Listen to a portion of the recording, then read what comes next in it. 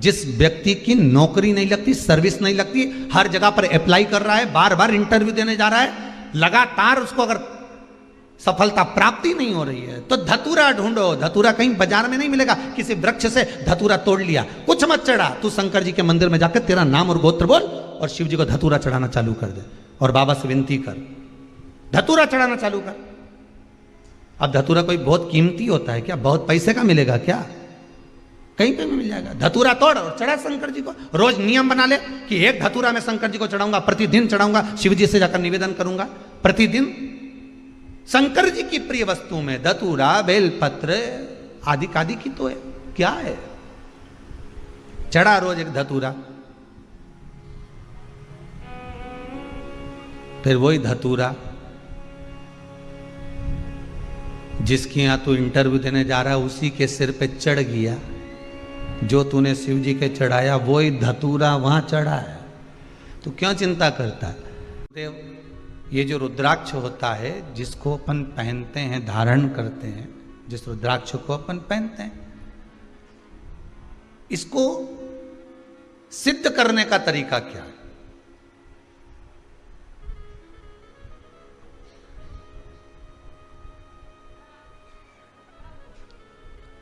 अच्छा, सिद्ध नकली भी हो जाता है और सिद्ध असली भी हो जाता है। अब इसको भी समझ लेना जरा अच्छी तरह से। प्लास्टिक का जो रुद्राक्ष होता है, नकली जो रुद्राक्ष होता है, सिद्ध वो भी किया जाता है, लोग अब सिद्ध करते ही हैं उसको। और असली का जो रुद्राक्ष होता है उसको भी सिद्ध करते हैं। तो कहा महाराज जी दोनों में अंतर क्या है? तो शिव महापुराण की कथा कहती है, रुद्राक्ष शिव महापुराण की कथा कहती है कि नकली और असली में एक अंतर जरूर है कि असली रुद्राक्ष अपना काम मात्र सिद्ध होते ही चालू कर देता, और नकली रुद्राक्ष आप 50 बार उसको अभिषेक में रख लिए, 50 बार आपने अनुष्ठान कर लिया, 50 बार आपने व्यवस्था कर ली, 50 बार आपने उसको रिझाना चाहा, उसके बाद भी वो सिद्ध नहीं हो पा रहा। 4 दिन अगर उसने अपना असर दिखा दिया तो 5वें दिन वापिस वो डाउन हो जाएगा। ये नकली है। और असली एक बार अगर आपने धारण कर लिया, असली रुद्राक्ष को अगर आपने एक बार पहन लिया, असली रुद्राक्ष को अगर आपने अपनी जिंदगी में एक बार उतार लिया, असली रुद्राक्ष का पानी अगर आपने पी लिया, थोड़ा सा भी आचमन कर लिया, तो बीमारी तो दूर होना ही है।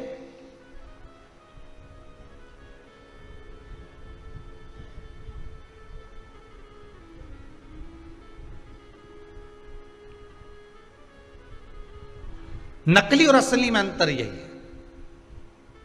असली रुद्राक्ष को तो सिद्ध करने का एक ही तरीका, जो 14 मुखी तक रुद्राक्ष का जो मंत्र दिया गया है, उस मंत्र का स्मरण कर लो, उस मंत्र का जाप कर लो, उस मंत्र का भगवती स्मरण कर लो।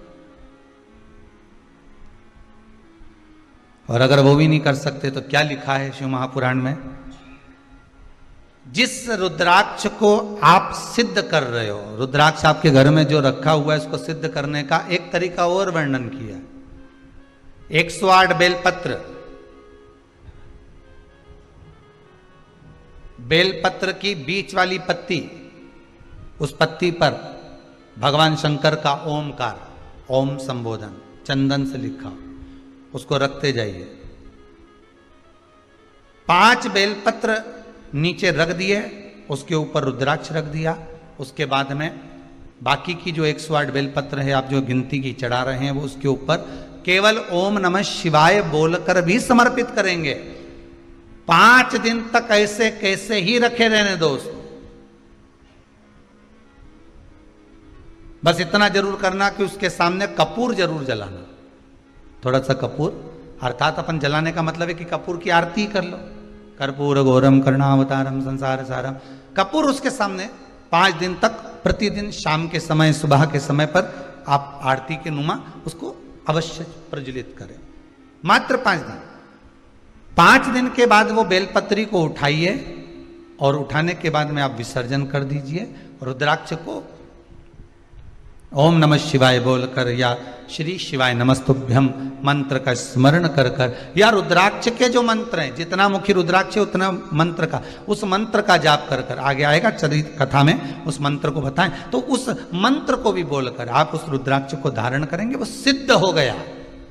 अब ना उसको कहीं अभिषेक में रखने की जरूरत है, अब ना उसको कहीं भभूति लगाने की जरूरत है, और ना उसको किसी तरह से उसमें धूप घुमाने की जरूरत। अब तो तुम्हारे तन पर जब धारण कर लिया तुमने, उस तन पर धारण करने के बाद तुम जब घटकी जिह्वा से शिव का नाम लोगे, आपको पहले कथा में कहा था, एक होता है आ जपा जप, पहले की कथा में निकाल कर देखना, एक होता है जप जो तुम हाथ से कर रहे हो, मुख से कर रहे हो, एक आजपा जप होता है। आजपा जप किसको कहते हैं? कि जिस दिन से तुम पैदा हुए, माता के गर्भ से जब तुम बाहर निकले और तुम्हारी श्वास जब निकलना अंदर बाहर होना चालू हो गई, श्वास निकलना प्रारंभ हो गई, उस दिन से तुम्हारा एक जप चालू हो गया, उसको कहते हैं आजपा जप। अर्थात तुम भगवान का नाम लो ना लो, पर तुम्हारी जब श्वास निकलेगी, श्वास में एक शब्द निकलता है, वो ओमकार का निकलता है।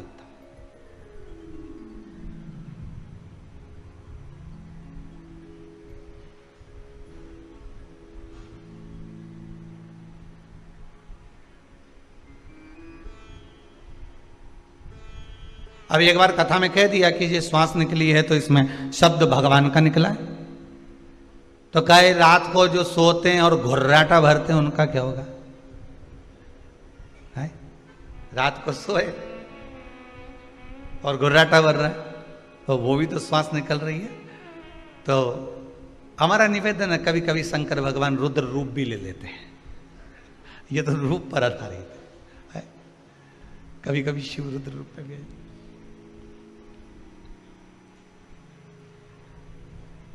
महाराज आजपा जप में यही होता है। आजपा जप में आपको मंत्र नहीं बोलना पड़ते, आजपा जप में आपको नाम नहीं लेना पड़ता। आजपा जप तो जिस दिन से हम पैदा हुए, जिस दिन से हम भगवान की भक्ति में डूबे हुए, जिस दिन से हम पैदा हुए हैं, उस दिन से जो श्वास चल रही है वो आजपा जप ही है, वो आजपा जप। श्वास श्वास में ओम रटो, वृथा जन्म मत खोए, ना जाने इस श्वास का फिर आवन होए ना होए। इसलिए जप लो।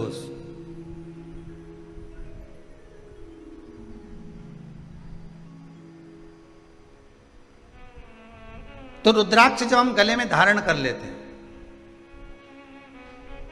रुद्राक्ष जब हम अपने गले में धारण करते हैं रुद्राक्ष को, और धारण करने के बाद हमारी श्वास का जब आजपा जप प्रारंभ होता है, हमारी श्वास का जब भगवान का नाम जपना प्रारंभ होता है, तो वो रुद्राक्ष चार्ज होते रहता है। रुद्राक्ष को फिर अलग से कहीं ले जाकर सिद्ध कराने की जरूरत नहीं है, वो चार्ज होता रहता है, चार्ज होता है।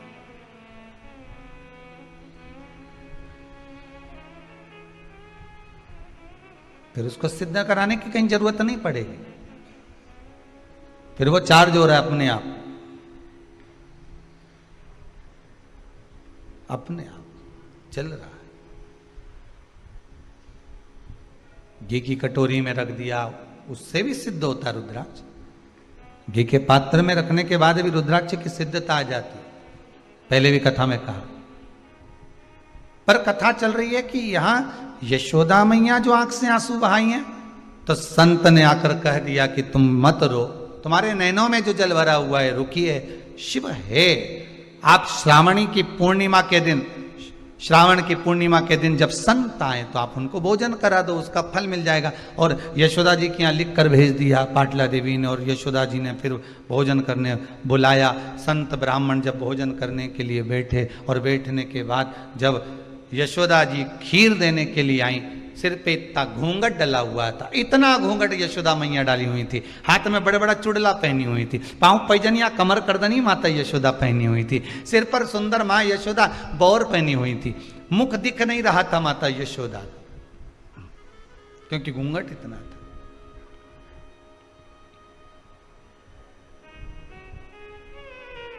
पहले की माताएं करती थी इतना घूंघट?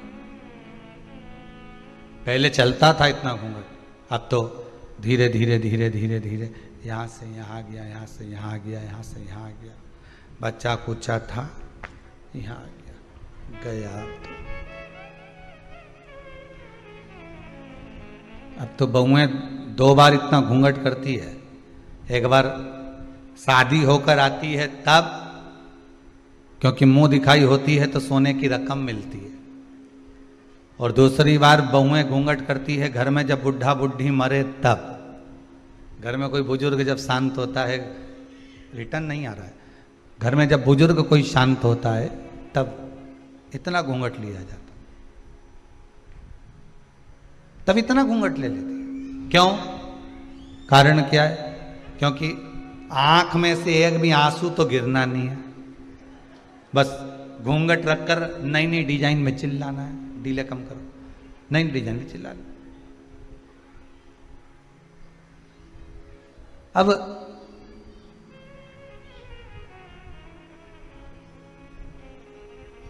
लोगों को भी लगे तब घूंघट करके रो रही, कितने अच्छे संस्कार हैं इसके। परंतु मेरा कहना है, ये कहने वाले तो कहते थे, पर जब अम्मा जिंदा थी और तब आके देखती तो घूंघट यहां मिलता, यहां।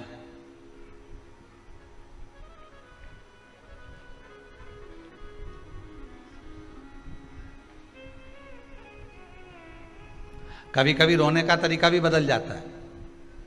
एक व्यक्ति कथा में जाकर बैठा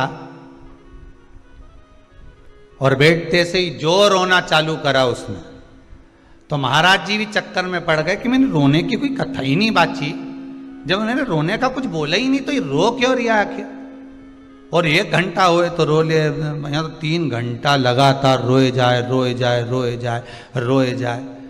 तो कथा जब पूरी हो गई, अक्षतम केशवम हो गया, तब महाराज जी ने उसको अपने पास में बुलाया, भैया इधर आओ जरा। हाँ महाराज जी बोलिए, ये बताओ हमने कथा में कोई रोने की बात तो बोली नहीं, तो तुम इतना क्यों रो रहे थे? और थोड़ा बहुत रो रहे चल जाए तो अल्लाह अल्लाह के रो रहे, चिल्ला चिल्ला के, तुम इतना क्यों रो रहे थे? अरे महाराज जी हम तुमको क्या बताएं। महाराज जी बोले नहीं बताओ तुम तो क्या बात किया। महाराज जी बात इतनी सी है, हमारे पास में एक पाड़ा था, तो वो 3 घंटे तक टटर टटर करता रहा, आखिरी में वे जिंदा रिया ही नहीं, मर गया। हमको भी रोना इसलिए आ रहा है कि तुम भी 3 घंटे से पाड़े जैसे टटर कर रहे हैं। अब हमें टेंशन ये है कि पाड़ा निपट गया, कहीं तुम नहीं निपट गया।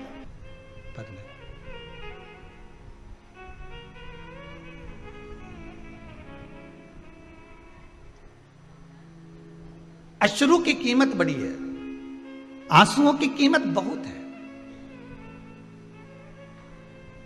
हम तो कहेंगे इसको व्यर्थ भी मत जाने दो।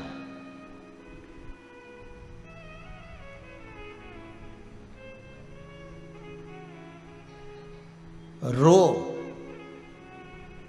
तो उस परमात्मा के लिए रो, संसार के मनुष्य के लिए रोना उत्तम नहीं है। रो तो उसके लिए रो जो दुनिया के लिए कुछ कर कर गया, जो स्वयं खा खा के जोड़ जोड़ के खुद का ही मर गया, उसके लिए क्या रोना? ना राम नाम लीनो तूने भरी जवान, चुल्लू भर पानी में डूब के मर जा। अब इतने बड़े शरीर को तो कुआं भर के पानी चाहिए जब मरे, या कहीं की नदी भरी हो तब मरे। इतना भी पानी नदी में हो तो भी नहीं मरे, इतना बड़ा मनुष्य कहीं मरे?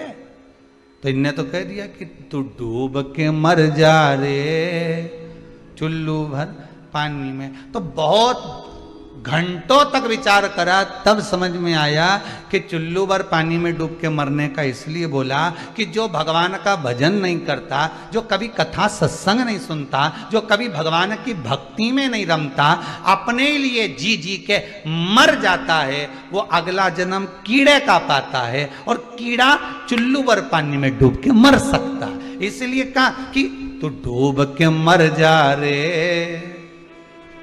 अरे बोलो तो, जितने लोग आस्था पर कथा सुन रहे बोलो जरा, तो डूब के मर जा रे चुल्लू भर। अब इतना सा पानी में कीड़ा मर सकता है। जो भगवान की भक्ति से दूर है वो कीड़े के तुल्य है। जो भगवान के भजन से दूर है वो कीड़े के तुल्य है। कीड़े के तुल्य।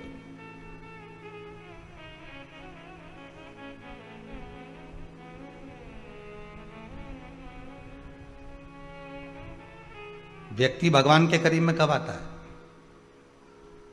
समय बताइए। व्यक्ति भगवान के करीब में कब आता है? जब सारी दुनिया से ठोकर खा लेता है। सारी दुनिया कि देख लिया संसार हमने, देख लिया, देख लिया संसार हमने, देख लिया। कितना दुख होगा। सग्गा ससुर अपमान कर रहा है, कितना दुख होगा जरा विचार करिए। जिसका हृदय भीतर से रोया होगा वही सामने के रोने वाले के आंसू पोंछ सकेगा। शंकर जी के नैन अश्रु से उत्पन्न हुआ है रुद्राक्ष का पौधा। रुद्राक्ष के पौधे पर उत्पन्न हुआ है रुद्राक्ष। रुद्राक्ष अगर आपने धारण कर रखा है तो क्या वो आपको रोने देगा? जम के बोलिए जरा, रोने देगा? नहीं, क्योंकि रोने वाला जो पूर्व में रो चुका है, जिसकी अश्रु गिरे हैं, वो ही पहुंच सकता है आपके आंसुओं। आपके आंसुओं को वही पहुंच सकता।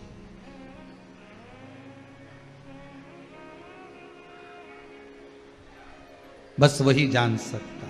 इसलिए कहा था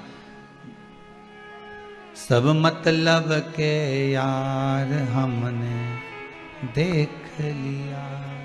ये संसार सागर केवल एक हमारे जो पूर्व के कर्म के अनुसार हमें जितने लोग मिलते चले जाते हैं। आपके अगर भक्त मिले हैं, आपके अगर परिचित मिले हैं, आपके रिश्तेदार मिले हैं, आपके कुटुंबी मिले हैं, आपके परिवार वाले मिले हैं, आपके रिश्तेदार मिले हैं, आपके परिवार के जन मिले हैं, पुत्र पुत्री बेटा बहू आदि कादिक जितने भी मिले हैं, ये हमारे पूर्व के कर्म के अनुसार मिले।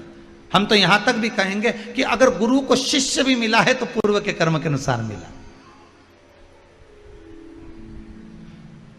कोई चेला तो ऐसा होता है जो गुरुजी की सेवा में तत्पर लगा रहता है, और कोई चेला ऐसा होता है जो गुरुजी से भी कुछ कमाने के लिए निकला पड़ा होता है। अगर गुरु को चेले भी मिले हैं ना तो वो भी पूर्व के कर्म के अनुसार मिले, वो भी पूर्व का कर्म।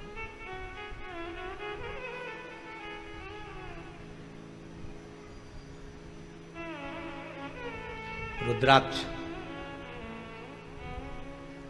बहुत छोटा है। एक बड़ा मन का भी होता है, इतना बड़ा, और शिव पुराण कहती है मन का तो इतना बड़ा भी होता है, उससे भी छोटा, उससे भी छोटा, उससे भी छोटा, उससे भी छोटा। जितना रुद्राक्ष छोटा होता है उतना ज्यादा फल देता है। क्यों? क्योंकि छोटे रुद्राक्ष को सेवा की जरूरत नहीं पड़ती। बहुत ध्यान देना। अब अपनी भाषा से समझ लो उसको, अपने हृदय से समझो। छोटा बच्चा है, बहुत छोटा, उसको कुछ भी पहना दो।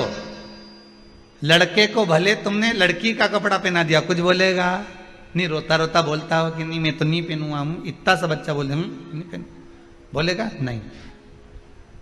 थोड़ी देर आपने उसको दूध पिला दिया, कुछ खिला दिया, पटक दिया पलने के अंदर, पड़ा हुआ है, खेल रहा है, फिर उसको भूख लगेगी तभी रोएगा। जितना छोटा होता, छोटे बच्चे को इतनी सेवा की जरूरत नहीं पड़ती। जब वो बड़ा होते चले जाता है और मां कहे ले ये चड्डा पहन, नहीं पहनूंगा, मेरे को जींस चाहिए। पहन रहा है कि नहीं पहन रहा? नहीं पहनू, फिर मैं देखो लेके नहीं जाऊंगी नाना के घर, मत जानना, मैं तो नहीं पहन। ले ये पहन ले, नहीं मैं। फिर बच्चा खुद अलमारी खोल लेता है, कपड़े निकाल लेता है, खुद पहनना चाहता है, फिर वो पहनता भी खुद के पसंद के। अब मम्मी भोजन करा रही, पहले तो दूध पिला देती थी, पड़ा रहता था, उसकी चॉइस भी नहीं थी, पूछती भी नहीं थी कि तू खाएगा कि पिएगा, बस दूध पिला दिया, पटक दिया। और आज के जमाने में ले मैंने रोटी बनाई है, मूंग की दाल बनाई है, गिलकी की सब्जी बनाई है, नहीं खाऊंगा। क्यों? मीन चाउमीन क्यों नहीं बनाई? अब मैं नहीं खाऊंगा, वो बगरा हुआ बना, बगरा हुआ बोलते हैं, बगरा बोलते हैं, हाँ जो भी बोलते हैं, भगर मगर क्या बोलते हैं, ये क्यों नहीं बनाया, फिर ये क्यों नहीं बनाया, फिर ये पिज्जा क्यों नहीं बनाया, तो ये वस्तु क्यों नहीं बनाई, वो वस्तु क्यों नहीं बनाई। अब उसकी चॉइस चालू हो गई।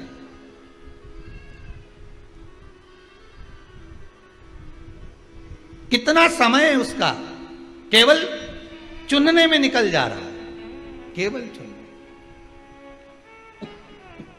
कितना समय निकल। और बड़ा हुआ, फिर कॉलेज चुना, कौन से कॉलेज में पढ़ना, और बड़ा हुआ, फिर नौकरी चुनी, और बड़ा हुआ, फिर कन्या चुनी, उसके बाद कुछ चुनने के लायक नहीं बचा, चुनौतियां सामने खड़ी हो गई, फिर कुछ नहीं चुन रहा है वो। पर पूरी जिंदगी में उसने बचपन में से लेकर जवानी तक, जवानी से लेकर ब्याह तक, ब्याह से अधेड़ी तक, अधेड़ी तक भी वो चुनता रहा। पर उसने चुनने में एक चीज नहीं चुनी कि मुझे देव अधिदेव महादेव को चुनना है। अगर वो मिल गया तो ये सारी चुनौतियां अपने आप हट जाएगी। बस शिव तत्व मुझे मिल जाए, एक बार शंकर मेरा हो जाए, एक बार ओघड़ी मेरा हो जाए।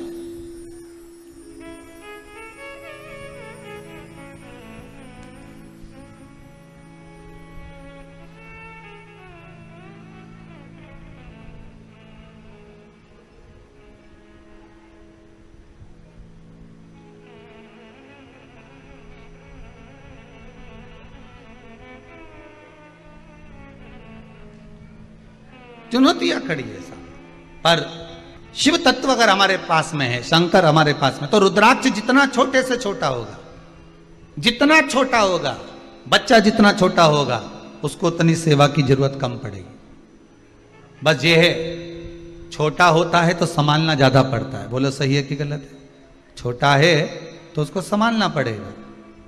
उसी तरह रुद्राक्ष जितना छोटा होता है, उसमें जब धागा पिरो, सोने का तार डालो, चांदी का तार डालो, तो वो उसको संभालना ज्यादा पड़ता है। बड़ा रुद्राक्ष होगा तो अब धागा इतना मोटा मोटा, लोग वो गोप, काली गोप, लाल गोप उसमें डाल देते हैं, तो वो बड़ा है तो सनो, पर छोटा है अगर वो, तो उसको संभालना पड़ेगा।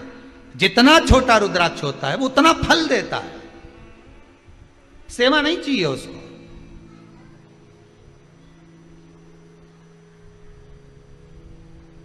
उसको सेवा की बहुत कम जरूरत पड़ती है।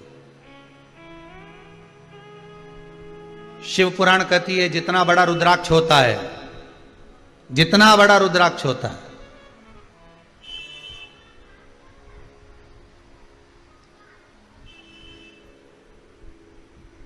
कल हम प्रयास करेंगे।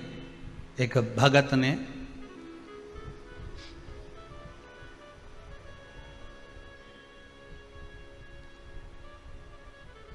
बेंगलोर से रुद्राक्ष भेजा है, कल अगर प्रयास रहेगा, बहुत बड़ा बनाकर भेजा। शायद इतना बड़ा रुद्राक्ष का दर्शन आप करें कि ना करें पता नहीं, पर प्रयास करेंगे आस्था चैनल के माध्यम से उस रुद्राक्ष का हम आपको दर्शन कराएंगे। एक बड़ा सा रुद्राक्ष उसने पेंडल बनाकर भेजा है भक्त ने कि गुरुदेव धारण करें।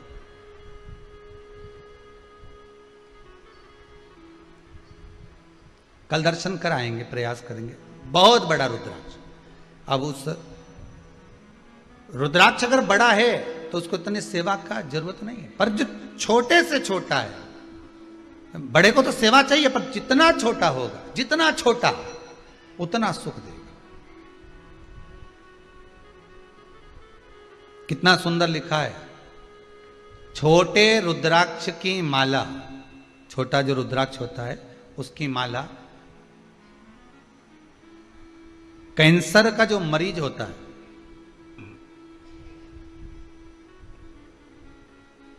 अगर वो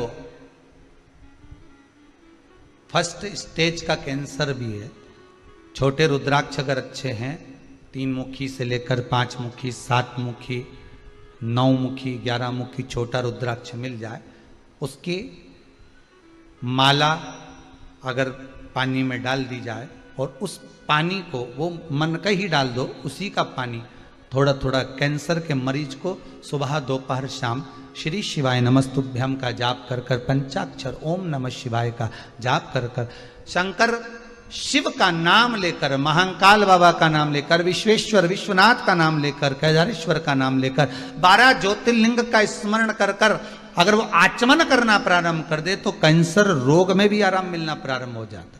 केवल आचमन ही नहीं करना है, अगर स्त्री है तो अपने उल्टे हाथ पर भी उस मनके की माला को लपेट सकती है। पुरुष है अपने राइट हैंड में उस माला को, अगर कैंसर से पीड़ित व्यक्ति है, रोग से बहुत पीड़ित व्यक्ति है, उसको बल मिलता है, उसको पावर मिलता है, उसको एक एनर्जी, उसको एक तेज मिलता है रोग से लड़ने का।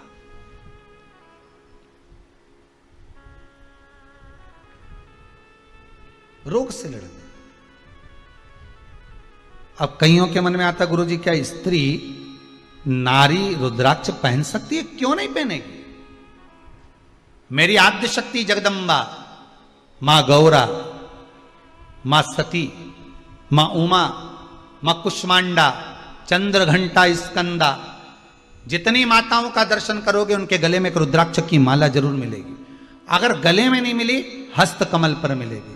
हस्त कमल पर नहीं मिली तो कहीं ना कहीं उनके पास में उस रुद्राक्ष की महत्वता है।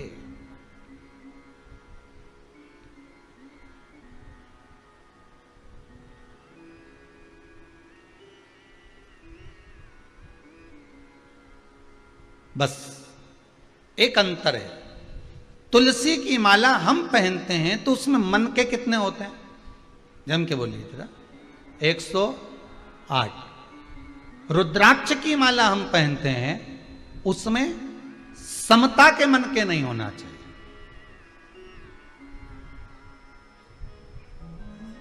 उसमें समता के मन के नहीं होना चाहिए, उसमें प्रयास रहे विषमता के मन के।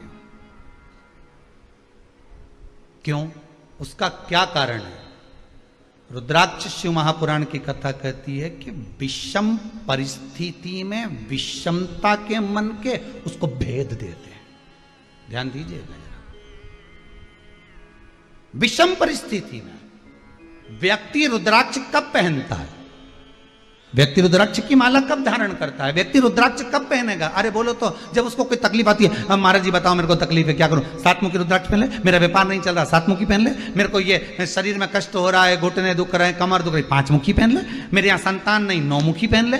मेरे यहाँ ऐसा हो गया, 11 मुखी पहन ले। ब्लड प्रेशर गड़बड़ हो गया, 12 मुखी पहन ले। तो ये रुद्राक्ष कब व्यक्ति पहनता है? जब उसको कुछ कष्ट होता है, मतलब विषम परिस्थिति है उसकी विषम परिस्थिति है, तब वो रुद्राक्ष धारण कर रहा है। तो विषम परिस्थिति में विषमता के ही रुद्राक्ष उसका भेद कर देते, उसको भेद देते।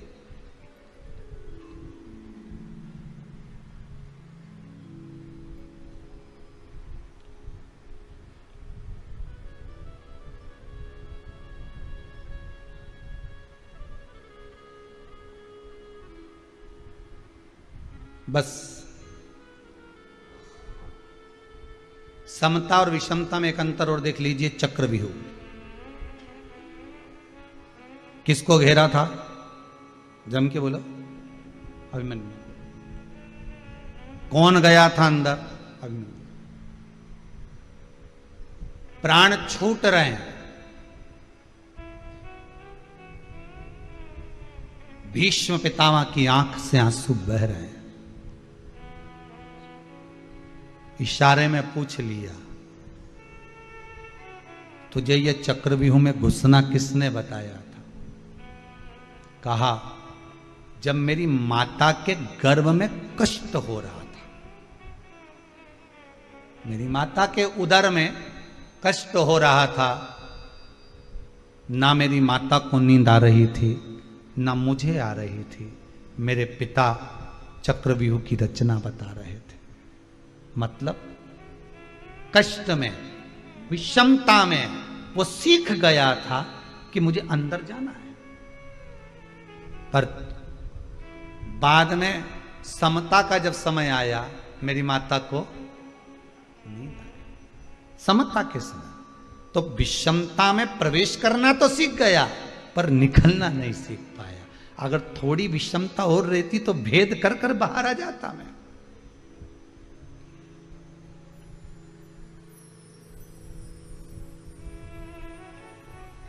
भेद कर कर मैं बाहर आता।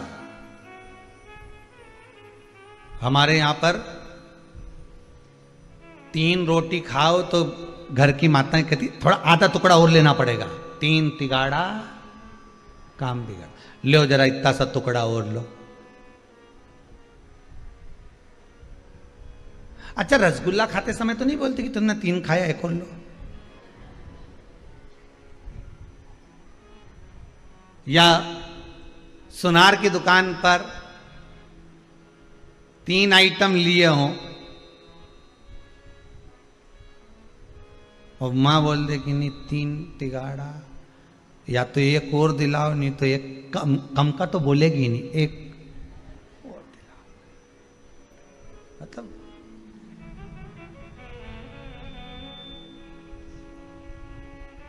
शंकर जी के जितने काम है, वो जल की जो पात्र रखा रहता है जलाधारी, वो भी 3 पाए, ब्रह्मा विष्णु महेश। ठीक है, ऊपर जो जलाधारी बंदी है उसमें चेन भी 3, त्रिशूल 3, बेलपत्र 3, नयन 3, त्रिपुंड, त्रिलोकी का नाथ।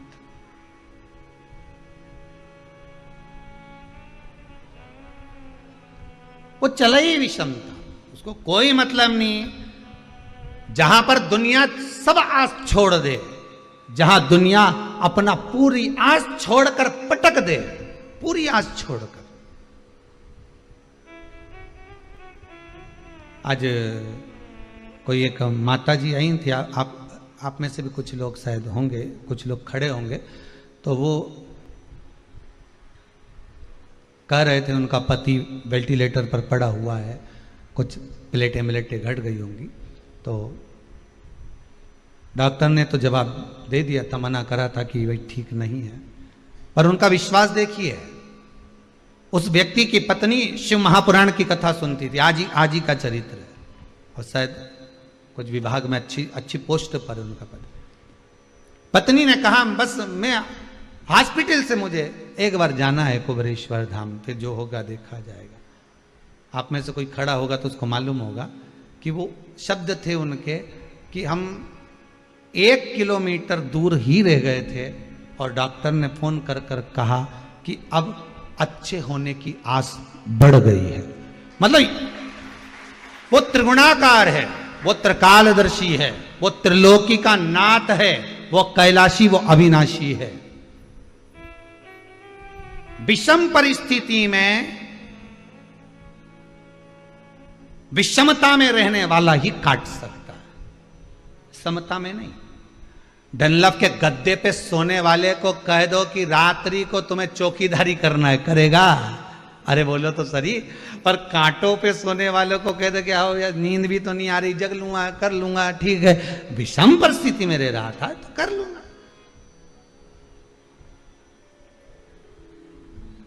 जिसने जिंदगी में कभी नीम का रस नहीं पिया, करेले का जूस नहीं पिया, जरा सा भी कड़वा खाए ही नहीं, और उस व्यक्ति को कह दो कि अब तुम्हारा स्वास्थ्य गड़बड़ चल रहा है, तुम्हें तो करेले का जूस पीना ही पड़ेगा, कि मरी जाऊं पर नहीं पीऊं, नहीं पीऊं तो मरी जाऊं पर नहीं पीऊं, या करेले का जूस दे।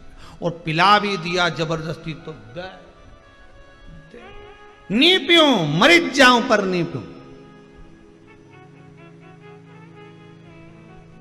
शिव पुराण की कथा कहती है। इसलिए ये जो समय चक्र है ना, ये मनुष्य का जो समय चक्र चलता है ना, ये दोनों चीज दिखाता है, सुख भी दिखाता है, दुख भी दिखाता है। सम परिस्थिति भी दिखाएगा तो विषम परिस्थिति भी दिखाएगा, वो विषमता भी दिखाएगा कि विषमता में हमें जीना कैसे है।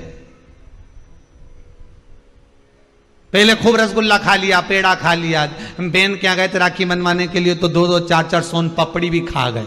अब तो क्या शुगर हो गई, अब कुछ नमकीन हो तो दे दो।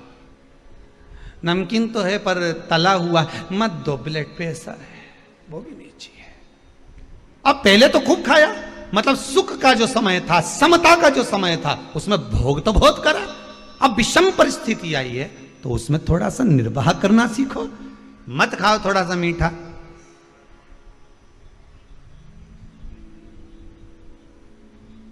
पर गुरुजी शरीर तो मान जाए, पर जाका क्या करूं? ये 2 तोला की है नी, टर टर करे, बस जय गड़बड़ करे। इतनी सी तो धरिए पर क्या स्वाद चाहिए क्या? बस यहीं तक का स्वाद है, इसके बाद तो लड्डू पेड़ा गुलाब जामुन इमरती भजिया पकोड़ा सब नीचे जाके भेला हो गया, मिक्स वेज। अंदर जाके तो सब एक स्वाद कितनी देर का, बस ये जो 2 तोला की दिए नहीं, बस इसी 2 तोला का स्वाद है, बाकी का किसी चीज का स्वाद नहीं है, बस यहीं तक का। इतनी देर में तो क्या जोरदार दही बड़ा बना, पर कल्ला ज्यादा हो गया जी बात। मतलब स्वाद भी लेते जा रही है तो ये 2 तोला की हिलती भी जा रही है, कल्ला ज्यादा हो गया। गुलाब जामुन तो अच्छी बनी पर अंदर अंदर गुठली रह गई, ऊपर से काली काली गायब हो गई, सफेद सफेद रह गई स्वाद। ये 2 तोला की बहुत गड़बड़ है। बोल मेरी जीवा हरी हरी, 10-10 भोजन पान करे और राम नाम में मरी मरी। बोल मेरी जीवा, अभी भी नहीं बोली हरी हरी कि मरी मरी। बोल मेरी जीवा हरी हरी। ये 2 तोला की गड़बड़ कर जाती, बस ये जब हिलती है नहीं तो क्या कर जाए कोई भरोसा नहीं। सारे डिपार्टमेंट भगवान ने दो दिया, हाथ दो ने, पांव दो ने, नेत्र दो, नासिका के छिद्र दो ने, श्रवण शक्ति दो ने, इसके एक बनाया। भगवान के भी मालूम था ये गजब कर जाएगी ना, पूरे मोहल्ला में आग लगा जाएगी। एक ही बनाओ बस, ज्यादा नहीं बनाना है।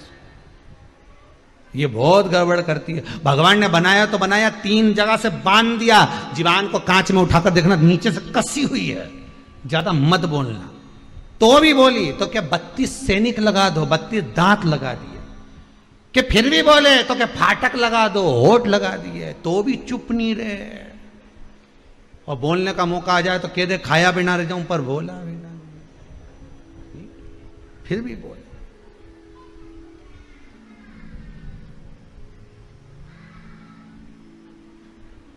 एक दिन जिभ्या ने दांतों से कहा, तुम मेरे 32 भाई हो, तुम मुझे कभी मत काटना हो, मैं तुम्हारा हमेशा साथ दूंगी हो।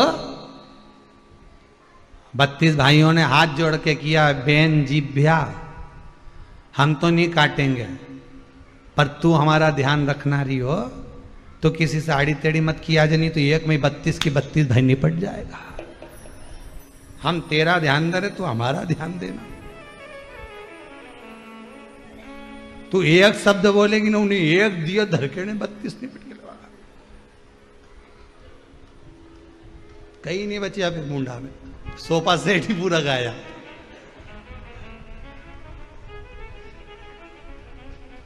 भगवान ने सागौन की चौखट दी और क्या साजड़ की लगाता फिर हो गया, तो क्या बचा। अब विषम परिस्थिति में विषमता के मन के ही आपको काम कर जाएंगे। शिव विषमता के, इस विषम रुद्राक्ष भी विषमता के समय को काट देता।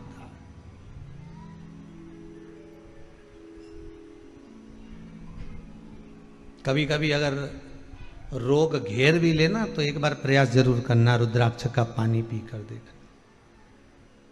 कभी अगर रोग घेरे भी ना तो रुद्राक्ष का पानी बहुत फलदायक है। आंसू गिराया है जिसने, वही आंसू आपके पहुंच सकता है।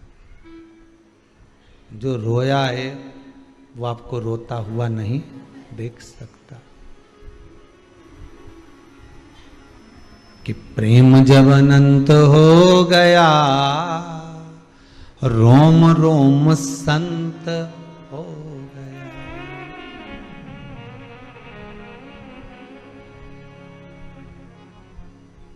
जितनी शक्तिपीठ है,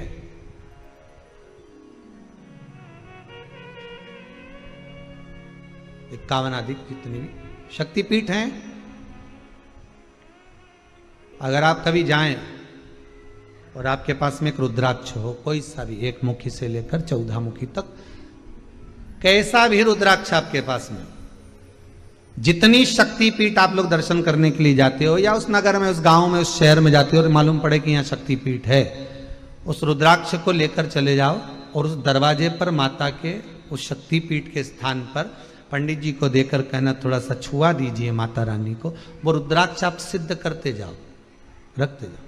वही रुद्राक्ष एक ही होना चाहिए जो सब शक्तिपीठ पर जहां जहां जाओ उसको लेकर जाओ, उसको छुआ लीजिए। और वो रुद्राक्ष आपके अगर हृदय चित्त पे डला हुआ है, आपके कंठ पर अगर है, तो जिंदगी में कोई ऐसी विषम से विषम परिस्थिति भी आकर खड़ी हो जाए, कितना बड़ा भी कष्ट से कष्ट जीवन भी चल रहा हो, तो भी सुख अपने आप घेर कर सामने खड़ा हो जाएगा, अपने आप। जैसे एक बहुत बहुत सारा मालूम पड़े कोई गुब्बारे के अंदर एक टॉफी को रख दिया और बाहर की हवा लग नहीं रही हो, किसी ने पैक कर दिया। जैसे बच्चा जन्म लेता है तो उसको कांच की पेटी में रख देते, उसको कुछ हो गया, बीमारी हो गई, कांच की पेटी में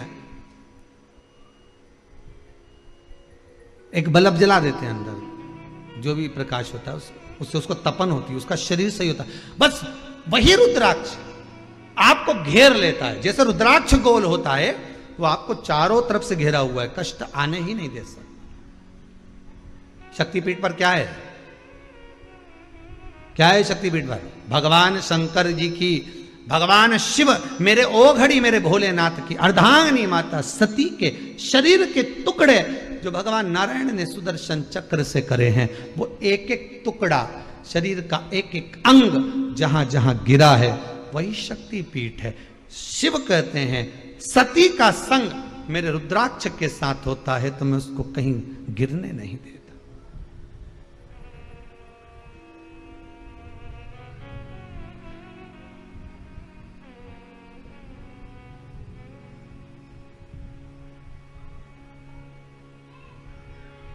मैं उसको कहीं गिरने नहीं देता।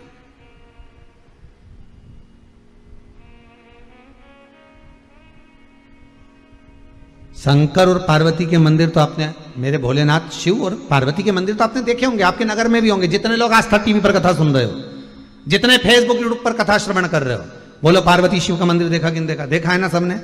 सती शिव का मंदिर देखा क्या? अरे बोलो तो, देखा नहीं?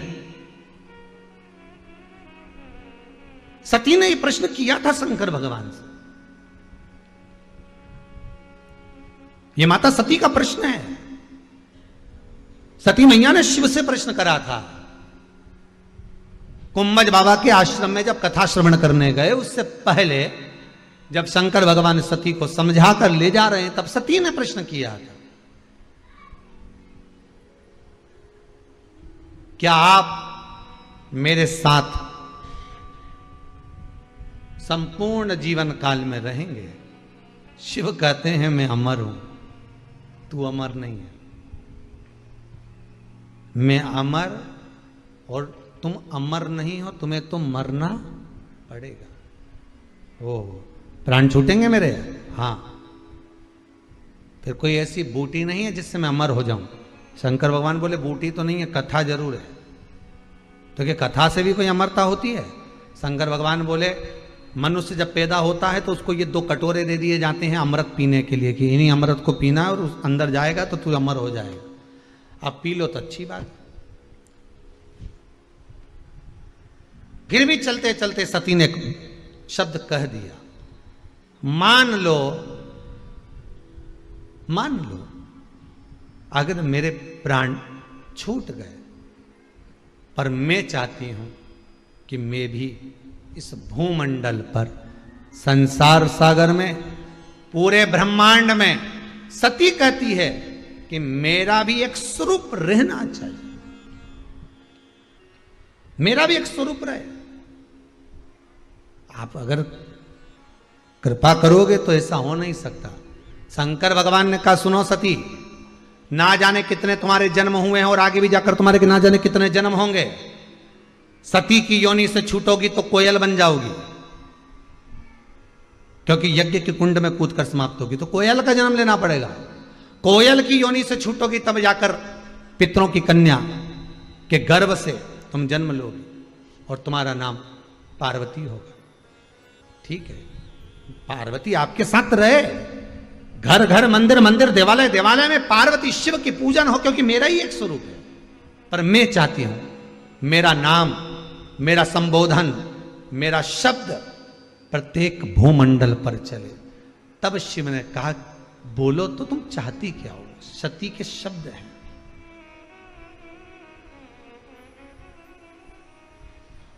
क्या चाहती हो तुम। सती कहती है मेरा संबोधन।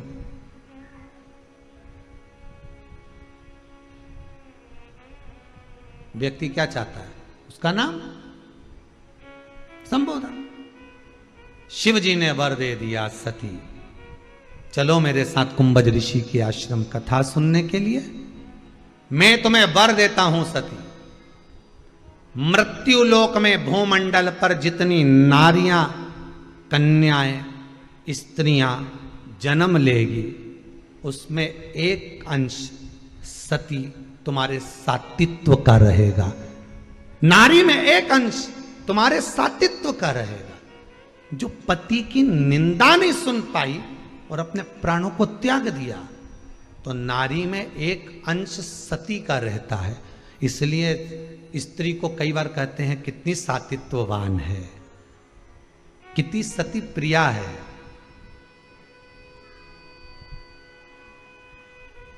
कितनी सातित्ववान है। सती का अंश कब देखा जाता है स्त्री के स्वरूप में, जब कोई उसके पति की निंदा करे, बुराई करे, अपशब्द कहे, उसके पति पर जब उंगलियां उठाई जाए, हस्तक्षेप किया जाए, ताने दिए जाए, तब सती जैसे पिता के सामने जाकर खड़ी हो गई। अपनी बहनों को नहीं गिना, कि माता को भी नहीं देखा, पिता से, जिस पिता ने सम्मुख में खड़े होकर अपशब्द कहे, सती उनसे कहती है मैं अपने पति के लिए आपको भी नहीं देखूंगी, पर कर कुछ नहीं सकती हूं, क्योंकि तुम मेरे पिता हो, तुम मेरे जनक हो, तुम मेरे जन्मदाता हो। अगर आज बेटी अपने पिता पर अग्नि का प्रहार कर दे तो दुनिया क्या कहेगी पिताजी। सती खड़ी रही, चाहती तो माता सती सब कुछ नष्ट कर देती, पर सुन ना सकी पति की निंदा, इसलिए खुद ही भस्म हो गई। सती का सातित्व है।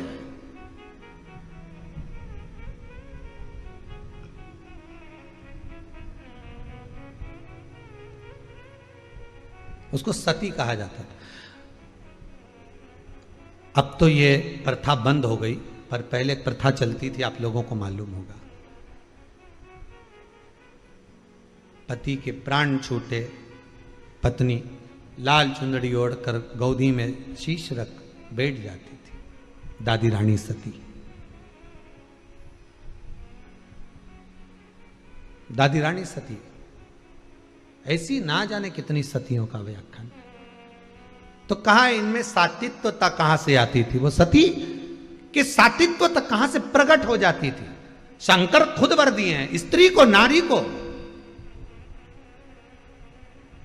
स्त्री को वर है शंकर भगवान का। अर्ध नारेश्वर शंकर है, अर्ध नारेश्वर, आधा उनका भाग स्त्री का है। शिव ने स्वयं वर दिया स्त्री को। स्त्री को वर देते समय शंकर ने कहा था कि सातित्वता का भाव नारी में रहेगा। नारी अगर चाहे तो किसी की सामर्थ्यता नहीं कि निगाह उठाकर देख ले, कब वो सती अपने असली स्वरूप में प्रकट हो जाए। कब?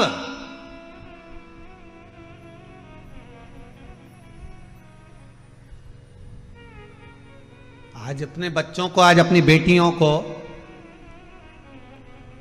पढ़ाने के साथ में, विद्या के साथ में अपनी बेटियों को एक संस्कार और दो।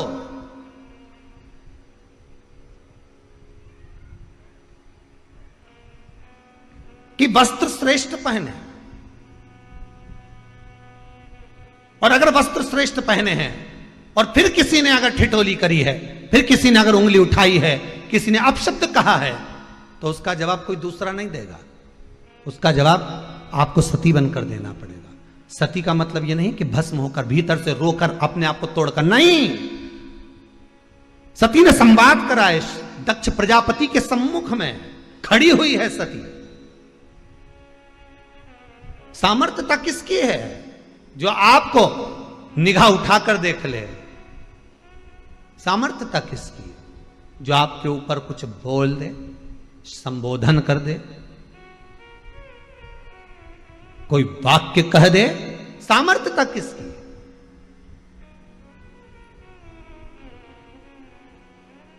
किसकी सामर्थ्य?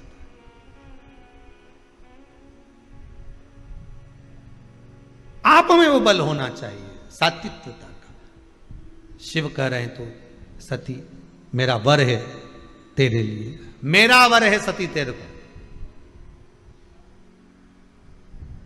और मैं तुझे वर देता हूं। तू चाहती है ना तेरे एक अंश रहेगा नारियों में। रुद्राक्ष शिव महापुराण की कथा चल रही है भाई। एक एक संबोधन को बड़े ध्यान से सुनना। ऐसी रुद्राक्ष शिव महापुराण की कथा सुनने को मिली ना मिली वो पता नहीं, परंतु जीवन को संवार देगी ये रुद्राक्ष शिव महापुराण कथा। जैसे व्रत शिव महापुराण की कथा गई, उससे पहले अन्य कथाओं को अपन ने श्रवण करा, वैसे ही ये रुद्राक्ष शिव महापुराण की कथा, ऐसे ऐसे तत्व इसमें छुपे हुए हैं, उसको निकालना है रुद्राक्ष के माध्यम से।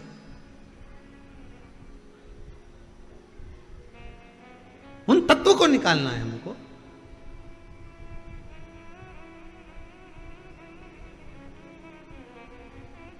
उन तत्वों को ग्रहण करना।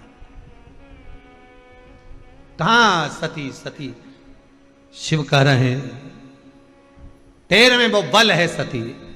मृत्यु लोक में जो स्त्री, मृत्यु लोक में जो कन्या, मृत्यु लोक में जो नारी, मृत्यु लोक में जो स्त्री जन्मेगी, उसको तेरा एक अंश दिया जाएगा, तेरा एक अंश दिया। और मेरा इस भारत की भूमि की सभी माताओं को, सभी बहनों को, सभी बेटियों को, सभी जीजियों को मैं हाथ जोड़कर निवेदन करूं, आप में वो बल छुपा है। किसी की सामर्थ्यता नहीं कि कोई आप पर दृष्टि डाल दे, किसी की सामर्थ्यता नहीं कि कोई आप पर उंगली उठा दे।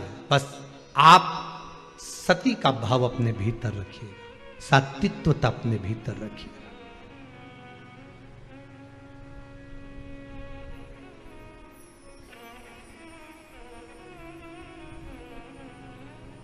वक्त पड़ा इस भारत की भूमि पर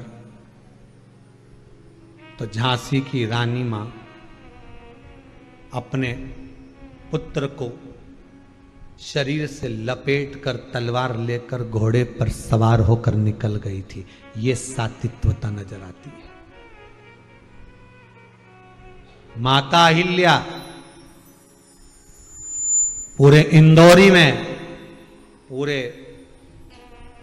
मालवा क्षेत्र स्वयं खड़ी थी। वक्त पड़ा, दुर्गावती ने भी साथ दिया। वक्त ये सती का सात्विकता का भाव दर्शाया, सात्विकता का भाव सम्मुख में आया। विषम परिस्थिति में भी नारी आपका साथ देवे तो समझ लेना कि ये सात्विकवान है। विषम परिस्थिति में भी स्त्री आपका साथ देवे, समझ लेना सात्विकवान है। और मालूम पड़े पति को थोड़ा सा भी दुख आया, कर्जा ज्यादा हो गया, कुछ भी नहीं, और पत्नी मायके जाके बैठ जाए, समझ लेना सम परिस्थिति है। बड़ा कठिन, बड़ा विचित्रम। थोड़ा थोड़ा समझिए, आया है बुरा वक्त, थोड़ा दिखाने के लिए आया है। बुरा वक्त आता है और एक का नहीं सबका आता है। समय आएगा पर वो कुछ सिखाने के लिए आएगा, कुछ सीख देने के लिए आएगा। सीखना हमको है, समझना हमको है। पिछली कथा का याद कर लो। अपनों में छुपे गिरों को पहचानना और गिरों में छुपे अपनों को पहचानने के लिए बुरा वक्त आता है। हमें अपनों को, अपनों में छुपे और गेरों में छुपे अपनों को पहचानना है कि बुरे वक्त में ही दिखाई देंगे ये अपने हैं कि नहीं है, ये पराए हैं कि नहीं। रुद्राक्ष शिव महापुराण की कथा कर रही है। छोटे से छोटा रुद्राक्ष फल देता है और वो फल आनंदित देता है। यशोदा मैया जिस अश्रु के बल पर बेटी के घर में पुत्र लेकर आ जाती हैं, फिर कहूंगा रोने वाला पूर्व में रोया हुआ व्यक्ति ही ये रोए हुए व्यक्ति को चुप करा सकता है, क्योंकि मन की दशा को जानता है। शंकर भगवान के नयन का अश्रु है रुद्राक्ष, इसलिए रुद्राक्ष आपके गले में है, कंठ पर है, हस्त कमल में है, तो वो रोने तो नहीं देगा, बस विश्वास हो और असली हो। रुद्राक्ष असली भी होना चाहिए, उसकी भी एक परीक्षा होती है रुद्राक्ष की, कि रुद्राक्ष असली कैसा होता है। कोई कितना ही ISI मार्क लगा कर दे दे, पर उसकी भी एक परीक्षा होती है रुद्राक्ष। पर परीक्षा में पास भी होना चाहिए। तुम्हारी भी एक आध परीक्षा होना चाहिए। इतने साल से शिव पुराण सुन रही है, शंकर की हुई कि नहीं हुई देखे, तो एक आध परीक्षा हो सकता है, कभी कोई एक आध कथा परीक्षा पे ही बाज दें अपन, अपने कहीं भरोसा है। शिव पुराण है तो परीक्षा तो कितनी दी, परीक्षा ली माता सती ने, परीक्षा दी माता पार्वती ने, माता उमा ने परीक्षा दी है। एक आध कथा कहीं परीक्षा पर भी हो सकती है, आने वाले समय में कोई भरोसा नहीं हो। राम जी की परीक्षा ली गई थी, लक्ष्मण जी की परीक्षा ली गई थी, 14 वर्ष राम भैया के साथ वन जाकर। उर्मिला जी की परीक्षा ली गई थी, माता जानकी की परीक्षा ली गई थी। राम जी की परीक्षा बार बार ली, एक धोबी की वार्ता सुनकर। भगवान कृष्ण की परीक्षा ली, कितना परीक्षा लिया। अब रुद्राक्ष शिव पुराण कह रही है कि अश्रु वही पोछेगा जो अश्रु में भींगा हुआ होगा, और शंकर रुद्र है, रुदन भी शिव है, और वही रुद्राक्ष गले में जब धारण होता है, वही रुद्राक्ष जब शरीर पर आता है तो वो भी विषम परिस्थिति से अश्रु को पोंछ देता है। वही रुद्राक्ष, उसका स्मरण, उसका केवल एक, हम तो यहां तक कहेंगे 14 मुखी रुद्राक्ष, एक मुखी से लेकर 14 मुखी रुद्राक्ष के मंत्र भी दिए हैं। अगर गले में आप रुद्राक्ष नहीं भी पहन सकते तो उन मंत्र का भी जाप कर सकते हो। कई लोग कहते हैं एक मुखी रुद्राक्ष होगा तब फल मिलेगा, नहीं नहीं, एक मुखी रुद्राक्ष का मंत्र ही जप लो, फल मिल जाना चालू हो जाएगा। जितना एक मुखी रुद्राक्ष फल देगा उतना एक मुखी रुद्राक्ष का मंत्र फल देगा, पर जपना, उसको स्मरण करना, उसका स्मरण करना चाहिए। कई लोग कहते हैं महाराज जी, जिस रुद्राक्ष को हम पहनते हैं उस रुद्राक्ष को कहां नहीं पहनकर जाना चाहिए। 5 स्थान बताएं जहां रुद्राक्ष पहनकर नहीं जाया जाता। कितने स्थान है? 5। और रुद्राक्ष को 5 स्थान पर पहनकर नहीं जाते, पर रुद्राक्ष के लिए वर्णन किया गया है कि रुद्राक्ष कब कब उतार कर उसको वापिस अभिमंत्रित करना चाहिए। 5 जगह पहनकर नहीं जाना चाहिए, और रुद्राक्ष को अभिमंत्रित करना मतलब सीधा अमावस्या के दिन, पूर्णिमा के दिन, शिवरात्रि के दिन, श्रावण महीने के सोमवार को, प्रदोष के दिन, ये दिन आपके शरीर में जहां पर भी रुद्राक्ष है, आपके गले में अगर आप रुद्राक्ष पहने हो, आपके हस्त कमल में आप रुद्राक्ष पहने हो, आपने अपने पास में कहीं रुद्राक्ष रख रखा है, तो उस रुद्राक्ष को अमावस्या, पूर्णिमा, शिवरात्रि या श्रावण का सोमवार या प्रदोष आदि, इस दिन उस रुद्राक्ष को एक बार दूध में धोने के बाद उसमें थोड़ा सा सरसों का तेल अवश्य लगाना चाहिए। क्या होगा उससे? उससे होगा क्या? शिव महापुराण की कथा कहती है, महाराज रुद्राक्ष को दूध में धोने के बाद, स्नान कराने के बाद, जल से स्नान कराया, थोड़ा सा सरसों का तेल लगा दिया। महाराज क्या मिलता है उससे? तो कहा उस रुद्राक्ष में बल प्राप्त होता। कौन सा बल? जो शरीर के अंदर बीमारियां बढ़ती हैं, उस बीमारी को वो रुद्राक्ष धीरे धीरे समाप्त करना प्रारंभ कर देता। पर एक और चीज याद रखना, जिस रुद्राक्ष के पानी को आप बीमारी के समय पर गलाकर पीते हो, उसमें सरसों